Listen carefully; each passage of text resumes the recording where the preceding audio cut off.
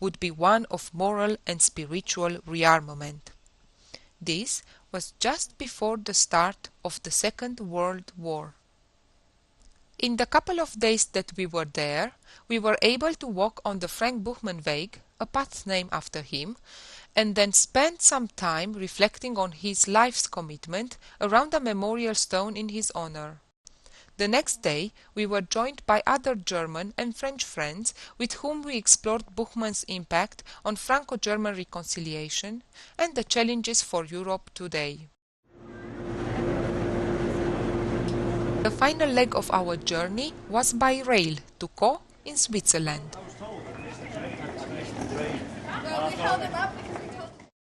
For over 60 years, this international centre has been a place for the world to meet and to share this experience of transformation. It represents the fourth stage of Frank Buchman's programme, to give hope to humanity. From the moment of our arrival, our team got involved and shared their experiences of the journey. The end of the first week marked the conclusion of our journey.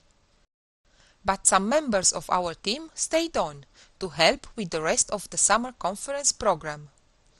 Our transport officer, Mike, donned an apron and became a head cook. I was a coordinator of the Tools for Change session and Christina was a course facilitator. Howard was a community leader and Sally and Jean led a meeting reflecting on our Keswick to Caux experience. Peter hosted the very stimulating final co-lecture by Gregory Pomerantz, the senior Russian writer, intellectual and dissident. Mike Brown, who is on the Initiatives of Change International Council, met with other council members. During several sessions, I couldn't help reflecting on the great variety of those who come to Caux now. The world has changed, and so has the nature of the work which Buchman inspired. Yet the principles at the heart of it remain as relevant as ever. As helpful guides for personal living, Buchman focused on moral standards of love, honesty, purity and unselfishness. These were explored imaginatively one morning at Tools for Change. Unselfishness and love and purity, I probably would be able to kind of... At Keswick, we had pondered Buchman's transforming experience. He encouraged everyone to listen to the inner voice, which, for him as a Christian, was seeking the guidance of God. Yet he recognized that people of all religions, and the non-religious, can equally identify with being true to that search for a deeper wisdom within.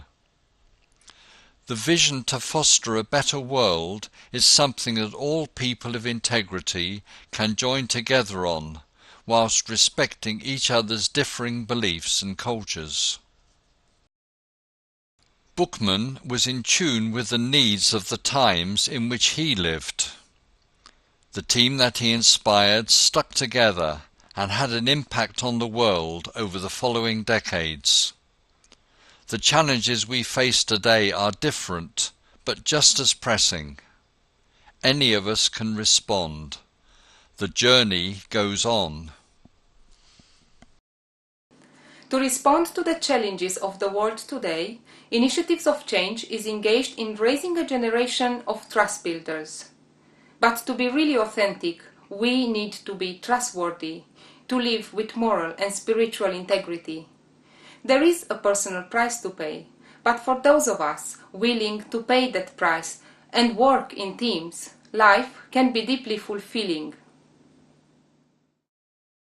All along this journey we've sang a song called Be the Change, and in that song we talk about how when we look past our needs and live beyond our will, we will be the change we want to see in the world. The writer of that song, Oba Sukoko from Nigeria, couldn't travel with us because of visa problems. However, he was able to come to Caux. Like many others, He is part of this wider journey.